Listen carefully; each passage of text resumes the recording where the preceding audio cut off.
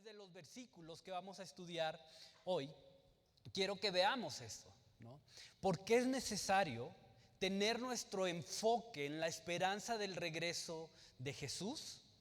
¿Cuál es el resultado de mantener ese enfoque o de mantenernos enfocados en esa esperanza, la esperanza del regreso de Jesús? ¿Y qué elementos nos presenta el apóstol Pablo para poder mantener ese enfoque, ¿no? ¿Por qué? Porque continuamente estamos desviando nuestra mirada, nuestra atención, o usando esa misma palabra, constantemente estamos poniendo nuestro enfoque en cosas que no son Jesús ni la esperanza de su regreso. Entonces, Pablo nos presenta elementos para poder mantener o reajustar ese enfoque cada vez que sea necesario. Entonces, si ya estás ahí, acompáñame a Filipenses, capítulo 4, versículos 5 al 7. Filipenses capítulo 4, versículos del 5 al 7. Vuestra gentileza sea conocida de todos los hombres. El Señor está cerca. Y marca, subraya, pone en un círculo lo que quieras, pero que resalte. El Señor está cerca.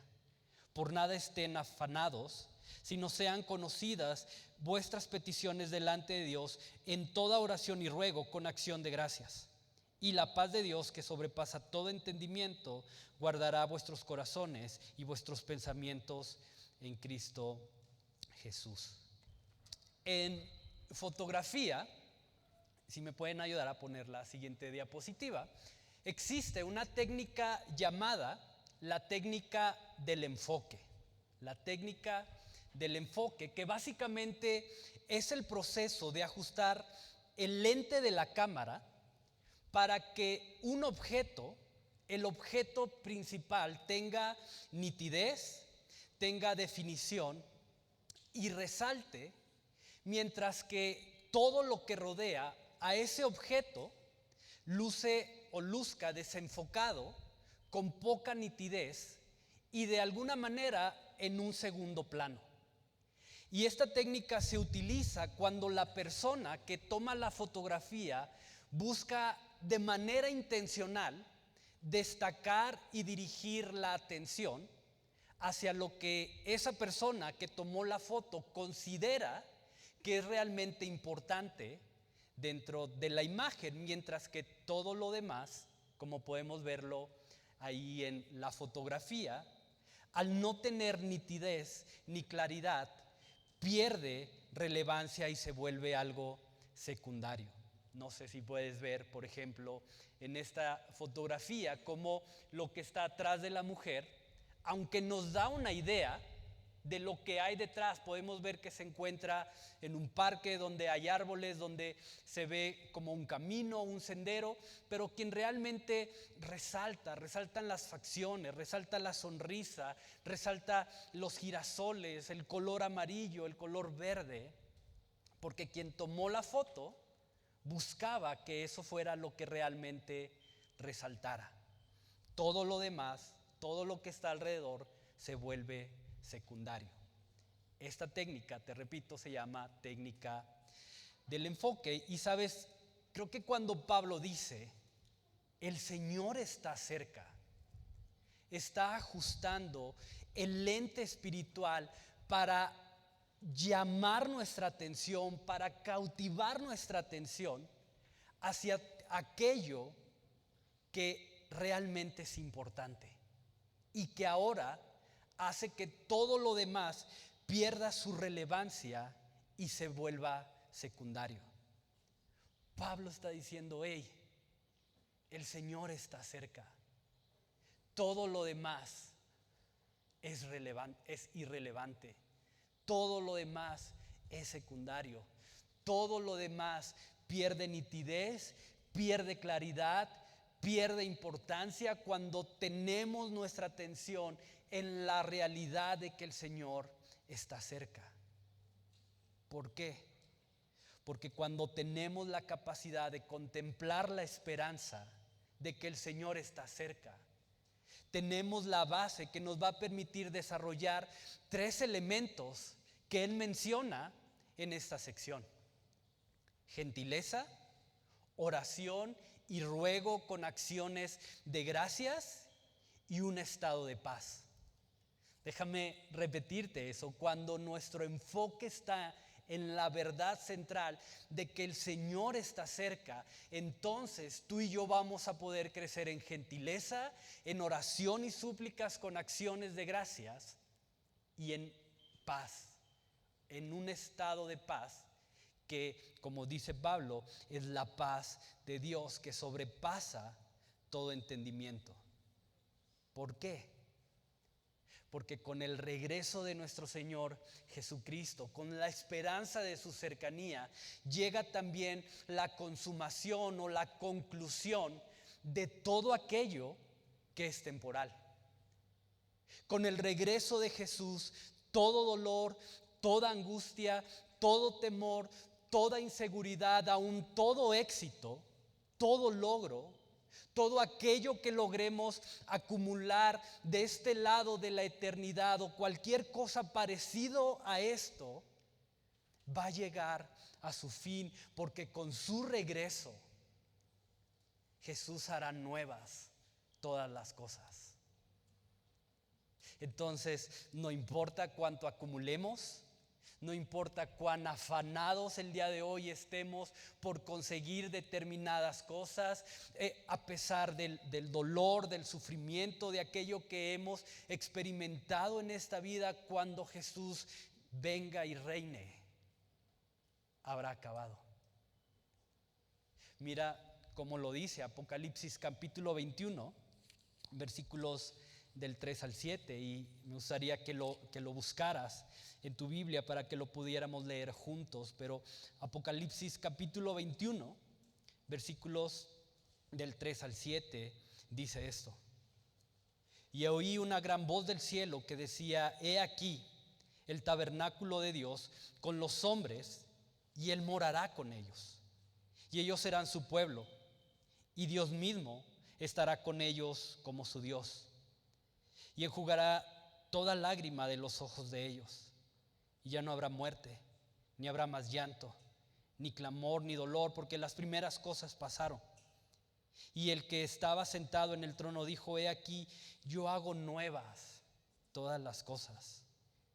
Y me dijo: escribe, porque estas palabras son fieles y verdaderas. Y me dijo: hecho está. Yo soy el alfa y el omega, el principio y el fin. Al que tuviere sed, yo le daré gratuitamente de la fuente de agua de la vida. El que venciere heredará todas las cosas, y yo seré su Dios y él será mi hijo. ¿Te das cuenta? Yo hago, dice el Señor, nuevas todas las cosas.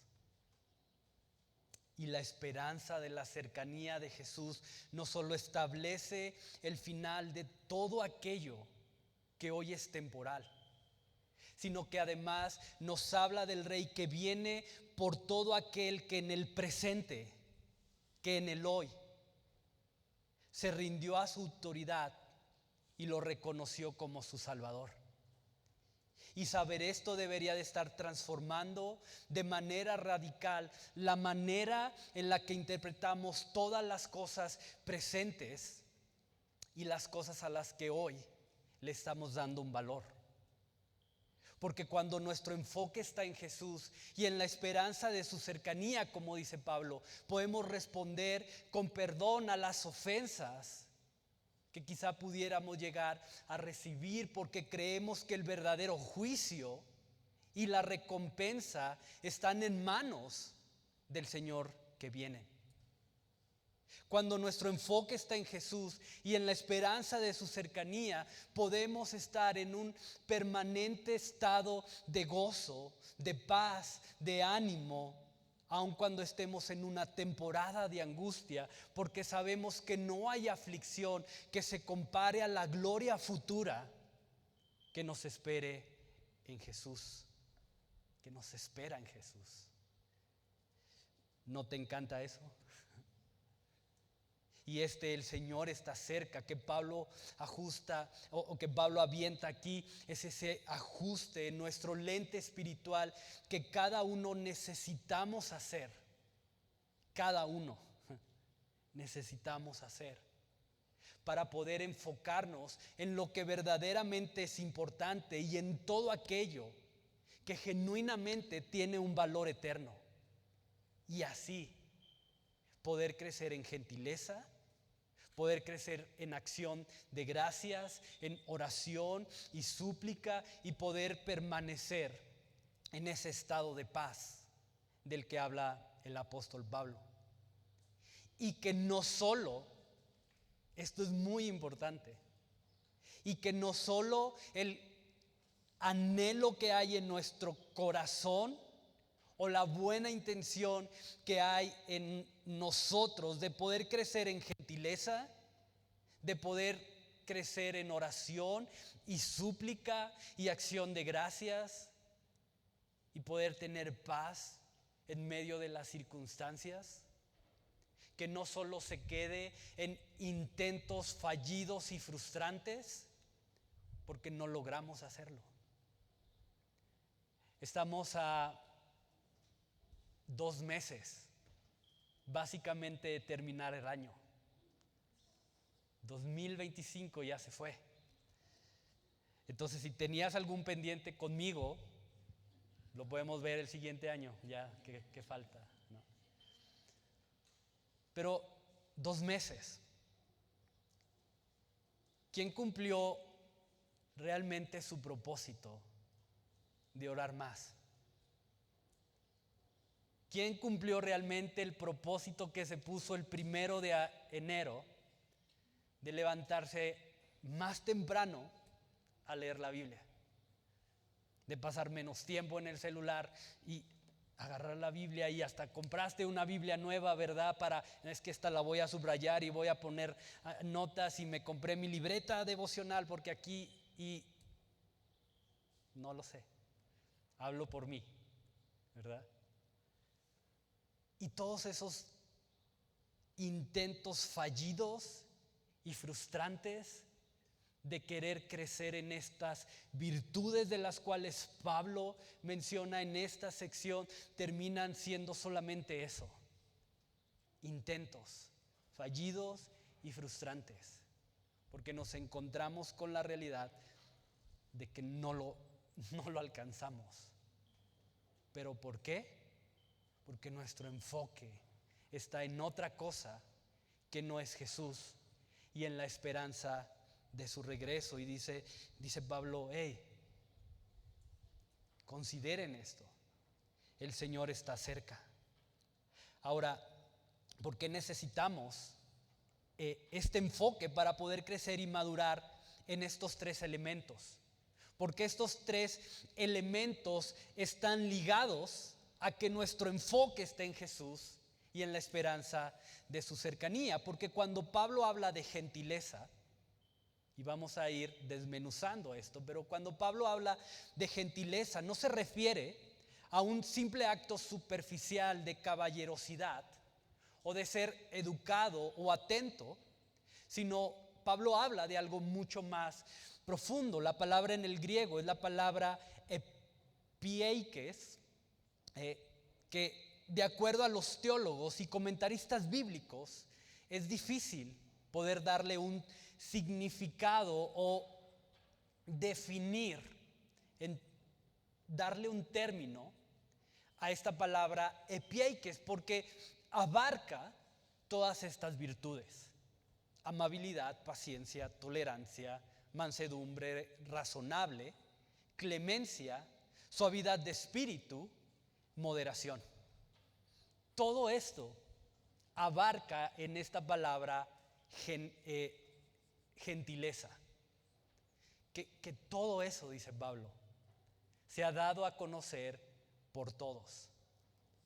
Entonces, gentileza, en el contexto de lo que Pablo habla, se refiere a esto, si me ayudas, es tener una actitud que combina mansedumbre con humildad y una disposición que elige no exigir sus derechos aun cuando los tiene. combinar mansedumbre con humildad y al mismo tiempo estar dispuestos a elegir, no exigir mis derechos, nuestros derechos, aun cuando probablemente los tengamos y estemos en todo el derecho de exigir lo que nos corresponde. A eso se refiere Pablo. Ahora, cuando piensas en mansedumbre con humildad y una disposición que elige no exigir sus derechos, ¿quién viene a tu mente? ¿Quién? Jesús. Y es el mismo. Jesús mismo se describió como alguien que tenía estas virtudes. Mira cómo lo dice en Mateo 11:29. Lleven mi yugo sobre ustedes y aprendan de mí, que soy manso y humilde de corazón, y hallarán descanso para sus almas. Y Pablo habla de paz, la paz que viene de Dios, y quiero que veas cómo el descanso en mi alma está ligado a la capacidad que tenga de imitar a Cristo en esa mansedumbre y en esa humildad. Entonces, cuando Pablo habla de gentileza, más allá de simplemente ser amables, de ser educados, de ser atentos, es un llamado a reflejar la mente, el carácter y el sentir que hubo en Jesús.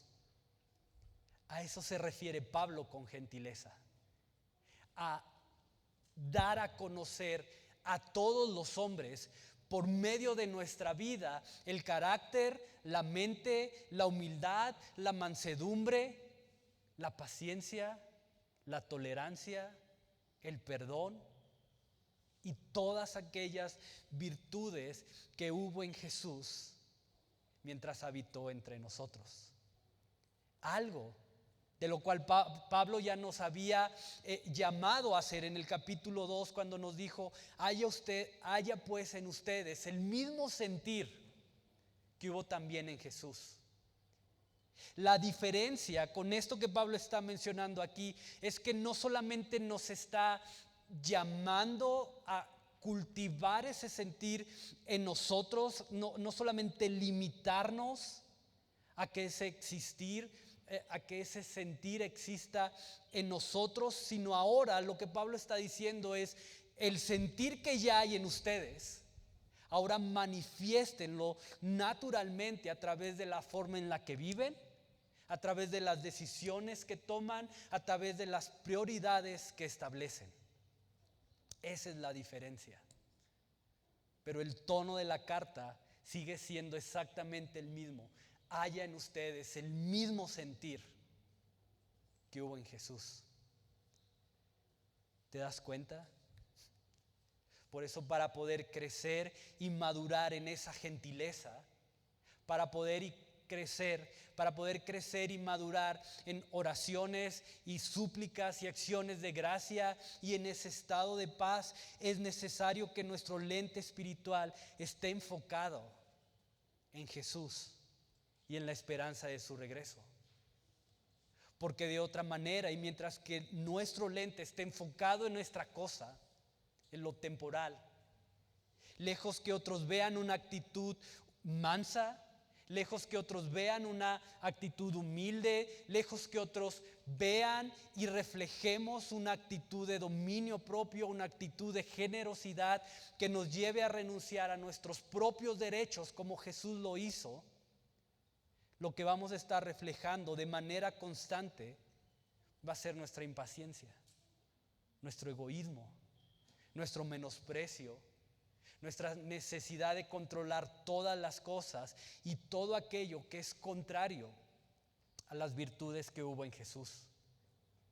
Porque solo cuando nuestro lente espiritual está enfocado en Jesús y en la esperanza de su regreso, es cuando estaremos creciendo y madurando en gentileza que nos lleve a reflejar la mente, el carácter y el sentir de Jesús.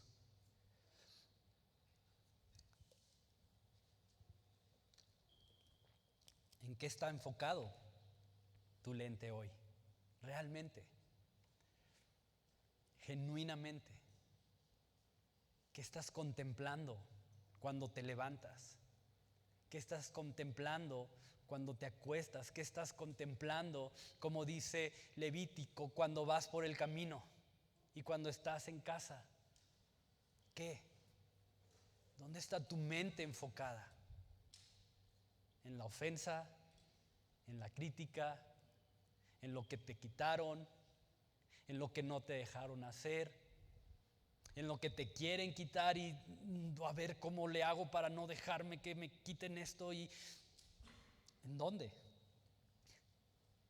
Mira, hace un tiempo platicaba con alguien, un amigo, y en la plática, una plática casual, me contó que había estado ahorrando por un tiempo para poder irse de vacaciones a un lugar que él anhelaba visitar, ¿no?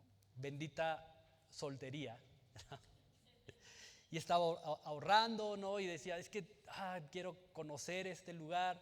Se había grabado, creo que una serie. Ahí el fanático de la serie quería ir a conocer.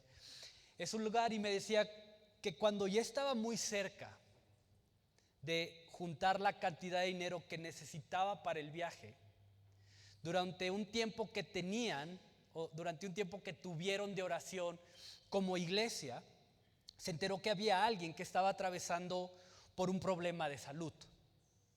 ¿Ves por qué es importante venir a las reuniones de oración? ¿No?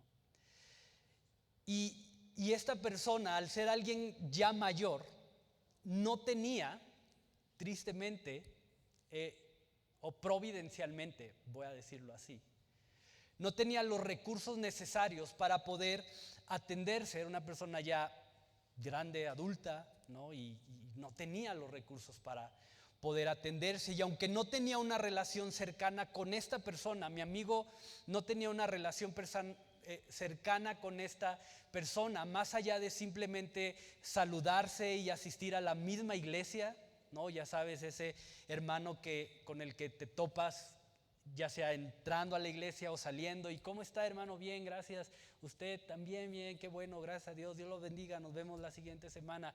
Órale, sí, bye. Pero fuera de eso, sabía cómo se llamaba, pero fuera de eso no había más, una relación más cercana. Y a pesar de eso, mi amigo decidió darle casi todo, o por lo menos una gran parte del dinero que con esfuerzo había estado ahorrando, para que esta persona pudiera hacerse los estudios médicos y para poder recibir el tratamiento que necesitaba.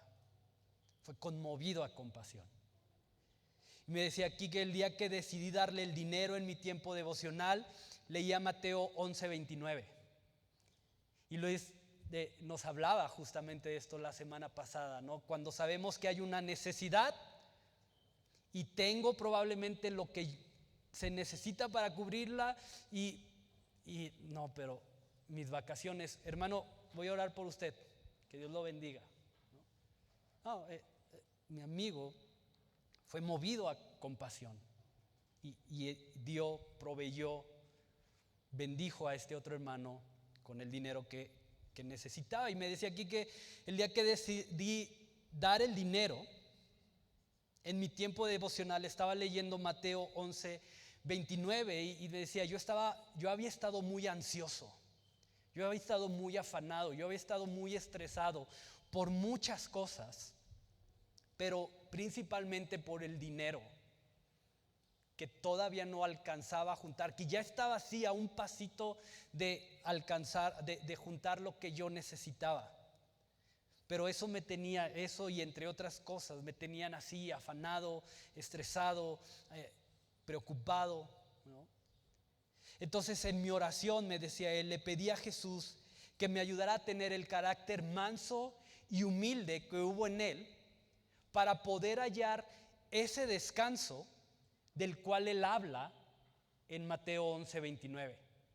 Es decir, estaba leyendo y dice, y hallarán descanso para su alma, y en ese momento mi amigo dijo, yo necesito esto, yo necesito que mi alma esté en paz. Entonces Jesús, ayúdame a aprender de ti. esa humildad y esa mansedumbre. Y dice él, en ese momento, mientras yo estaba orando, en ese momento Dios puso en mi corazón el ofrendar el dinero que este hermano necesitaba para su tratamiento.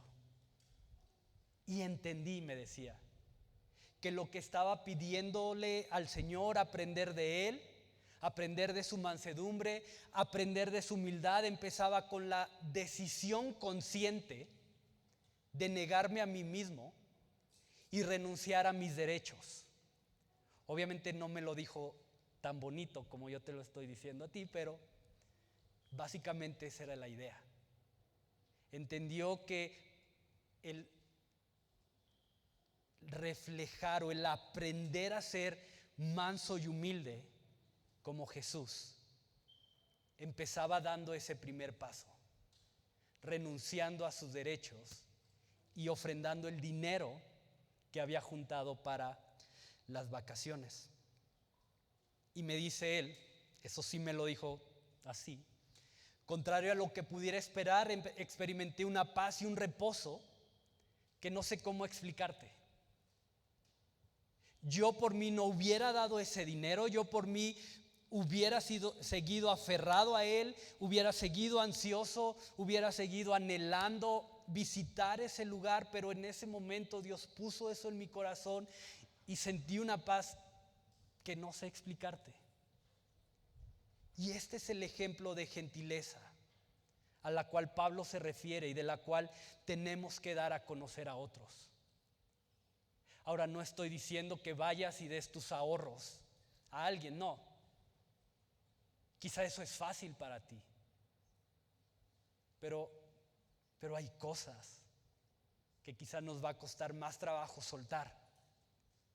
Quizá nuestra comodidad, quizá el soltar ciertas cosas es el primer paso que tenemos que dar para comenzar a aprender de la humildad y de la mansedumbre que hubo en Jesús. Quizás no son cosas materiales, quizás es soltar la ofensa y olvidar eso ya. Cuando Jesús venga, todo eso va a ser insignificante y ni siquiera me voy a acordar porque Él va a hacer nuevas todas las cosas. Entonces, ¿para qué sigo cargando eso? Una gentileza que nos lleva a cambiar, a combinar mansedumbre y humildad con la gracia de negarnos a nosotros mismos a favor de otros. Una gentileza que es imposible reflejar cuando no somos intencionales en mantener nuestro enfoque en Jesús, porque no estamos hablando de una virtud que es humana. No estamos hablando de una virtud que de manera natural se produzca en nosotros, sino de una virtud que es el fruto de habitar en Jesús y en la esperanza de su regreso. Y mi amigo podía aferrarse a exigir sus derechos de tener esas vacaciones. Sí, podía aferrarse a eso, porque se había esforzado, porque había sido disciplinado y se había limitado en ciertas cosas para poder ahorrar. Pero siguiendo el ejemplo de Jesús, decidió renunciar a ese derecho para el bien de alguien más.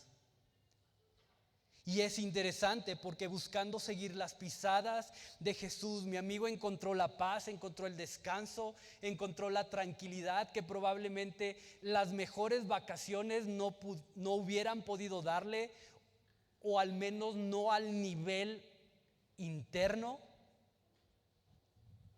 que el ser manso y humilde como Jesús lo fue, le pudo dar ese descanso a su alma. Porque sabes, la paz que viene de Dios no es algo que buscamos. La paz que viene de Dios no es algo que perseguimos, sino algo en lo que naturalmente vamos a habitar cuando somos intencionales en aprender de Él caminando por donde Él caminó. Pregunta, ¿pero en qué está enfocado tu lente espiritual hoy? ¿Qué resalta y tiene mayor nitidez en tu vida? ¿Es Jesús y la realidad de su cercanía o es solamente lo presente y lo temporal? Pastor Oquique, ¿cómo sé que estoy enfocado en Jesús y en la esperanza de la cercanía de Jesús? La respuesta nos la da aquí mismo en el versículo 6. Mira lo que dice, regresa a Filipenses, capítulo 4, versículo 6. Por nada estén afanosos, sino sean conocidas vuestras peticiones delante de Dios en toda oración y ruego y con acción de gracias. Esta palabra afán en el griego es la palabra merimnao, que básicamente nos da la idea de algo dividido o que es estirado en diferentes direcciones y al mismo tiempo. Algo dividido o que es estirado en diferentes direcciones al mismo tiempo. Y creo que se entiende, pero imagina a alguien, o lo hacemos, lo ejemplificamos, ¿sí? Ven, Ángel. Ven, Luis. Ven, Osvaldo. Ok. Merimnao es esta idea.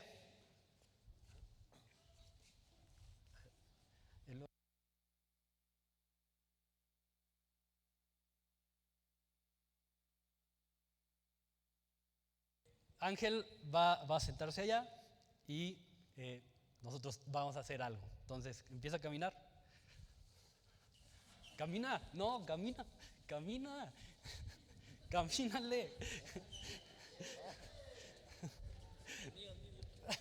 Ok, ya, gracias. Estuvimos ensayando toda la semana. Eso es merimnao. Estar estirado, estar siendo jalado al mismo tiempo en diferentes direcciones. Y en este caso, pues él estaba medio flojito, ¿no? Así como que, sí, jálenme, se siente bien, ¿no? Pero cuando somos jalados, o todos estábamos más o menos jalando a la misma fuerza. ¿Qué hubiera pasado si Luis jala con más fuerza que nosotros? Se lo arrastra para un lado. O si Osvaldo hubiera jalado con más fuerza, pues lo arrastra hacia el otro lado. Y ese es el efecto que produce en nosotros el afán, que estira nuestra mente en diferentes direcciones, que probablemente sabemos que tenemos que llegar a un punto, que tenemos que dejar nuestras cargas en Jesús y aprender de Él y ser mansos y humildes como Jesús fue, pero el afán que hay en nuestro interior está estirándonos en diferentes direcciones y nos impide llegar a ese punto que sabemos que tenemos que llegar. Y ese es el peligro de esto, que nuestra mente va a terminar siendo arrastrada por aquello que en nuestro interior esté jalándonos con mayor fuerza. El afán. ¿Te das cuenta? Y es interesante porque Pablo nos presenta la forma en que tú y yo podemos despojarnos del afán. Dice con oración, que es una postura de adoración y reconocimiento de la presencia de Dios. Ojo, no con queja, no con amargura, no con, pues Dios, si tú no quieres, pues haz lo que quieras. No. Es una postura de adoración y reconocimiento de la presencia de Dios, con oración, con súplicas, que es petición específica desde la dependencia. Es decir, Señor, usando las palabras de Jesús, Señor, no se haga mi voluntad, sino la tuya. Una postura específica desde la dependencia. Si me ayudan con la siguiente. Y acción de gracias, que es un reconocimiento de que Dios ya está obrando, incluso antes de ver el resultado. Ahora, estos tres elementos son los que nos van a ayudar a liberarnos del afán. Pero no podemos crecer en estos tres elementos si primero nuestro enfoque no está ¿en quién?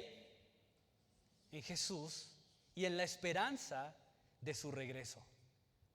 Entonces es construir una cosa sobre la otra.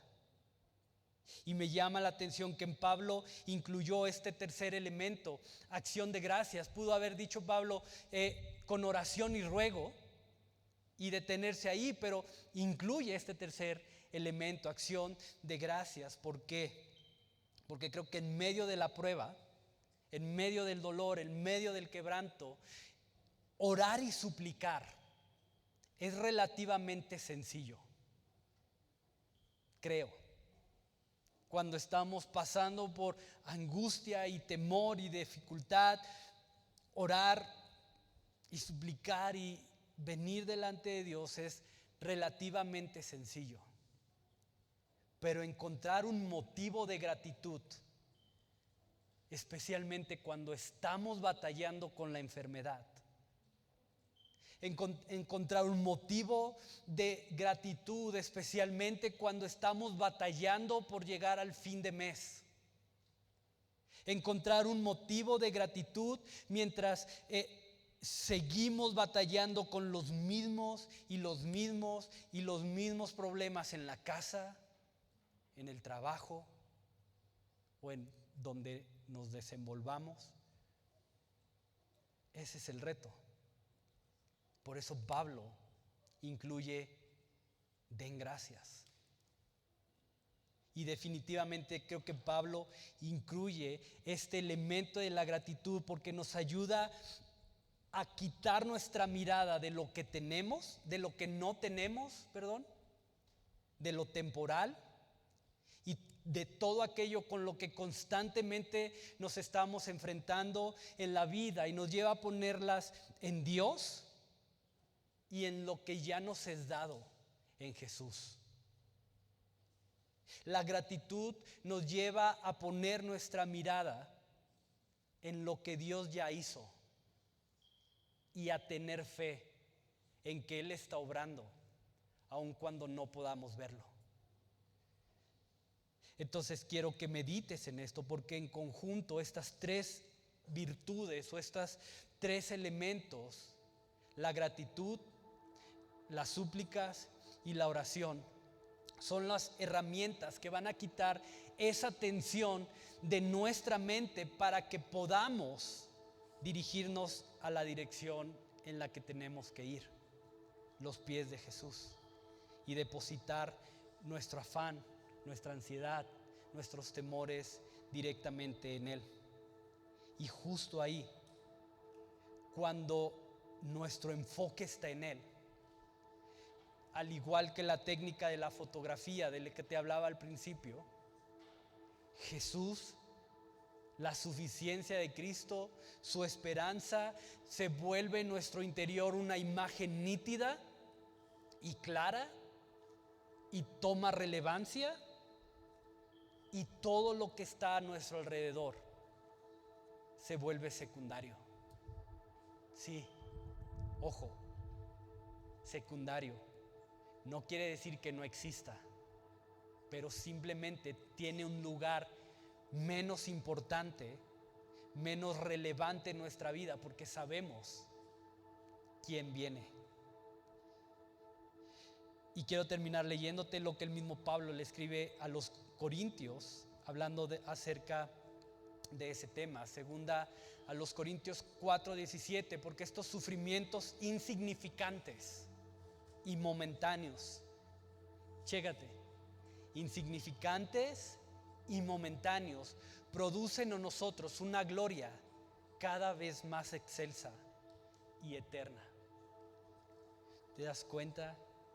Cualquier situación en esta vida, buena o mala, cualquier situación que quizá el día de hoy está produciendo gozo o produzca aflicción, son solo momentáneas insignificantes, pasajeras e incomparables al peso de gloria que nos espera en Jesús.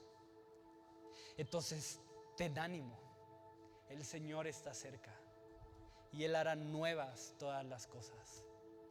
Y por eso vamos a tomar también la Santa Cena el día de hoy para recordar y anunciar lo que Jesús dijo que era necesario recordar y anunciar, que Él regresaría por su iglesia, por todo aquel que, como veíamos en el mensaje, en el presente lo reconoció y se rindió ante su señorío y su autoridad. Entonces, tómate un momento ahí y pídele al Señor que te ayude a identificar en dónde está tu enfoque hoy. ¿Hay afán en tu vida? ¿Hay algo hoy en tu mente que te tiene en diferentes direcciones y que eso no te está impidiendo enfocarte en Jesús y en la esperanza de su cercanía? Quizá tu estado de salud, quizá tu economía, quizás problemas en tu hogar, quizá el no saber qué es lo que te espera en 2,